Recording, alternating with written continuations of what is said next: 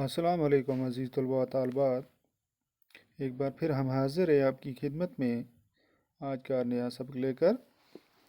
عزیز طلباء و طالبات، جیسا کہ آپ بخوبی جانتے ہیں اس وقت ہم کلاس 8 میں ہیں اور ہمارا آج کا سبجیکٹ جو ہے وہ ہے اردو، اور ہمارا آج کا جو ٹاپک ہے وہ ہے کمپیوٹر کا ارتقائی سفر، یعنی کہ شروع میں یا شروعات سے کمپیوٹر کا سفر کہاں سے شروع ہوا اور کیسے ہوا، کس شکل میں ہوا، یہ ساری چیزیں ہم اس سبق میں آج پڑھیں گے۔ سبق کا خلاصہ کچھ اس طرح سے ہے: کمپیوٹر ایک ایسی مشین ہے جو نہ صرف حساب لگانے کا کام کرتی ہے بلکہ اس سے اور بہت سے کام بھی لیے جا سکتے ہیں۔ کمپیوٹر سے آج جو کام لیے جا رہے ہیں، چند برس پہلے ان کے بارے میں سوچا بھی نہیں جا سکتا تھا۔ انسان کو چاند پر پہنچنے میں کمپیوٹر نے ساتھ دیا۔ کمپیوٹر سے ہوائی جہاز چلائے جاتے ہیں، ٹیلی ویژن، ٹیلی فون، ریڈیو، ریل گاڑیاں، چھاپے خانے، اے ٹی ایم مشینیں کمپیوٹر کی مدد سے کام کرتی ہیں۔ عزیز طلباء طالبات کہتا ہے کمپیوٹر ایک ایسی مشین ہے جو صرف حساب نہیں لگاتی بلکہ کیا کرتی ہے اور بھی بہت سارے کام کرتی ہے۔ آج اس کمپیوٹر سے کام لیے جاتے ہیں، وہ کہتا ہے کچھ سالوں پہلے ان کے بارے میں انسان سوچ بھی نہیں سکتا تھا۔ اور یہ کمپیوٹر ہے جس نے انسان کو چاند پر بھی پہنچا دیا، ہوائی جہاز پر بھی چڑھا دیا، ٹیلی ویژن بھی دکھا دیا، ٹیلی فون بھی دکھا دیا، ریڈیو، ریل گاڑیاں، یہ ساری چیزیں، چاہے چھاپے خانے ہو، اے ٹی ایم مشین پیسے نکالنے کی ہو یا اخبار چھاپنے کی یہ چھاپا خانہ ہو، تو یہ سب کمپیوٹر کی مدد سے چلتے ہیں۔ اباکس کمپیوٹر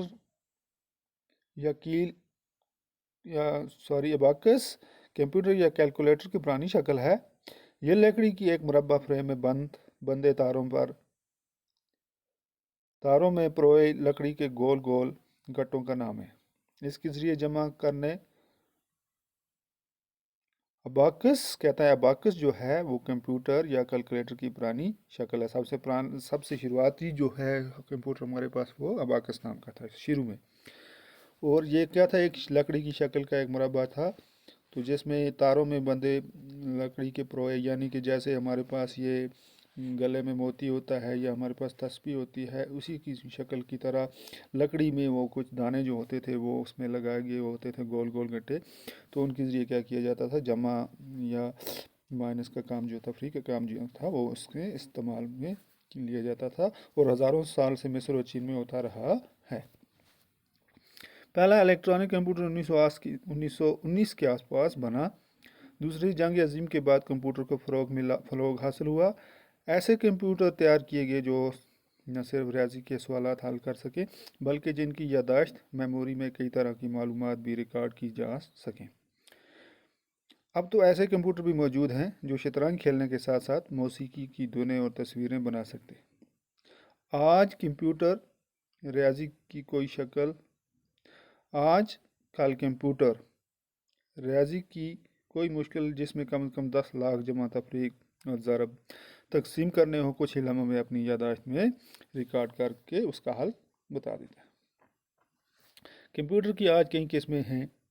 ایک قسم ڈیجیٹل ہے، دوسری انالاگ کہلاتا ہے۔ انالاگ تو ناپ تول کا ایک سسٹم ہے، یعنی اسے بجلی کی روح کی طاقت، کسی چیز کی حرکت کرنے کی رفتار اور پانی کے دباؤ کی طاقت کو جانچنے کا کام لیا جاتا ہے۔ ڈیجیٹل کمپیوٹر جمع تفریق اور ضرب تقسیم سے متعلق سوالات کو حل کرتے ہیں۔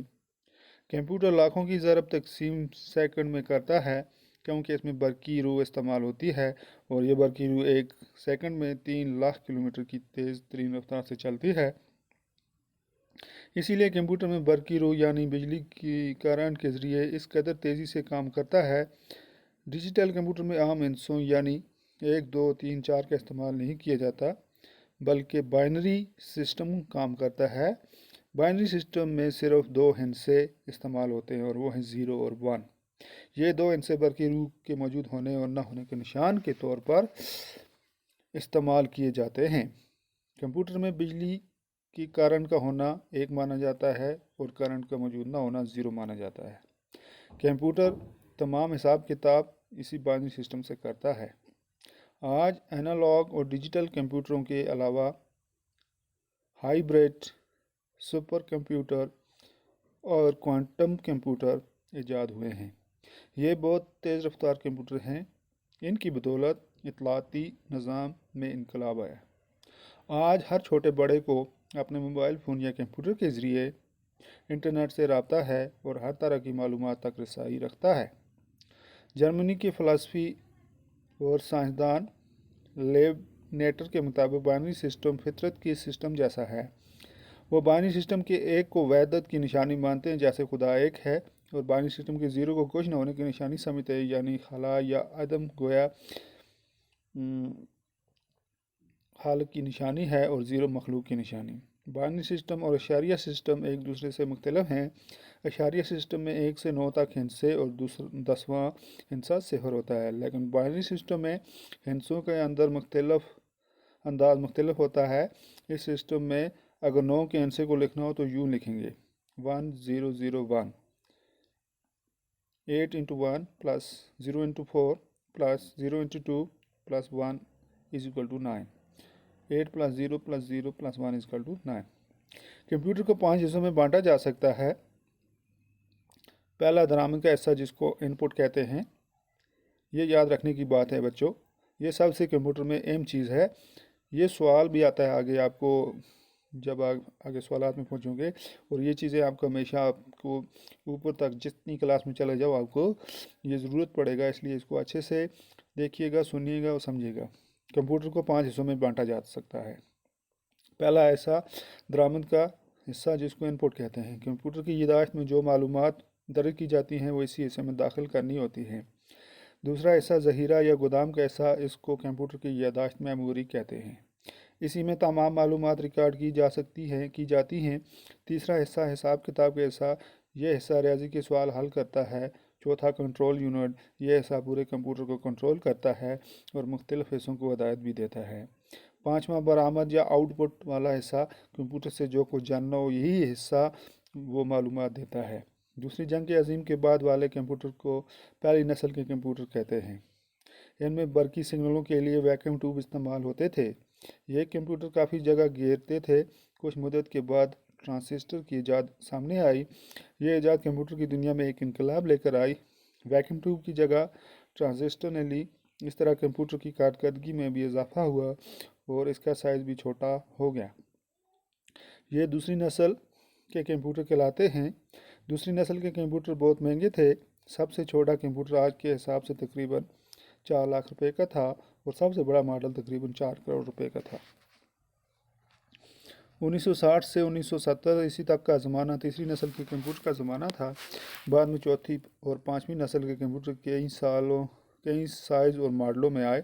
کمپیوٹر کے فروغ کا کام اب بھی جاری ہے۔ اب جیسی کہ دریافت نے کمپیوٹر سائز کو بہت ترقی، ایک چھوٹی سی چپ میں بہت زیادہ معلومات ریکارڈ کی جا سکتی ہے۔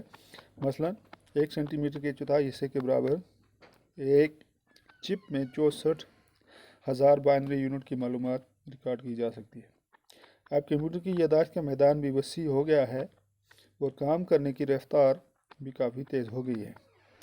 کمپیوٹر پروگرامنگ کے معنی یہ ہیں کہ کمپیوٹر کی یادداشت میں کس قسم کی معلومات ریکارڈ کی جائے اور اسے کس مقصد کے لیے استعمال کیا جائے۔ کمپیوٹر پروگرامنگ کے لیے چند مخصوص زبانیں استعمال کی جاتی ہیں۔ اب تک computer desktop, laptop, palmtop, iPad, tablet وغیرہ کی شکلوں میں سامنے آ چکا ہے۔ مستقبل میں یہ کون سی شکل اختیار کرے گا یہ ابھی سے کہا نہیں جا سکتا۔ آج زندگی کا تقریباً کوئی شعبہ نہیں جس میں کمپیوٹر کا عمل دخل نہ ہو۔ عزیز طلباء طالبات، عرض یہاں تک بھی ہم پہنچ چکے ہیں کہ آج ہماری ضروریات اتنی بڑھ گئی ہیں کہ ہم کرونا کی وجہ سے ہم اتنے اس حد تک پہنچ چکے ہیں کہ آج ہماری جو پڑھائی جو بھی ہے وہ بھی اس کمپیوٹر کے حساب سے چل رہی ہے۔ یعنی کہ آپ دیکھو اس وقت بھی ہم موبائل کے ذریعے آپ تک یہ کمپیوٹر ہی ہے، تو اس کے ذریعے ہم آپ تک یہ کلاس پہنچاتے ہیں اور آپ بھی اسی کی مدد سے پڑھ رہے ہو۔ تو یہ وہی کمپیوٹر ہے جس کی مدد سے آج ہماری پڑھائی جو ہے اس کے بنسبت ہی چل رہی ہے، ورنہ اگر یہ نہیں ہوتا تو آج ہم کچھ نہیں کر پاتے۔ تو اس کے ساتھ مشکل الفاظ اور کے معنی ہیں برقیاتی الیکٹرانک کا اردو ترجمہ بجلی کی طرح چلنے والا یا بجلی سے چلنے والا۔ کارکردگی کارگزاری اچھا کام کرنا۔ علامتیں جمع علامت کی بمعنی نشان۔ تخلیق کرنا پیدا کرنا۔ حرارت گرمی۔ خارج کرنا نکالنا باہر کرنا۔ ماڈل نمونہ۔ شے چیز۔ سوالات کچھ سوال ہیں یہاں پر، یہ ہم ایک دو سوال کر لیں گے تو انشاءاللہ اگلی کلاس میں پھر دوسرے سوال کریں گے۔ پہلا سوال ہے کمپیوٹر کسے کہتے ہیں؟ تو جواب ہے کمپیوٹر ایک ایسی مشین کو کہا جاتا ہے جو حساب لگانے کا کام کرتی ہے، یہ جمع و تفریق کرتی ہے اور اس کے علاوہ اور بھی بہت سے کام اس سے لیے جاتے ہیں۔ کمپیوٹر سے کیا کام لیے جا رہے ہیں انشاءاللہ یہ اگلے کلاس میں ہم پھر سے حاضر ہوں گے نئے سبق کے ساتھ، اور باقی ایسا جو ہے سوالات جوابات کا انشاءاللہ شروع سے ہم پہلے سوال سے ہم انشاءاللہ اگلی کلاس میں پھر حاضر ہوں گے۔ تب تک کے لیے اللہ حافظ والسلام۔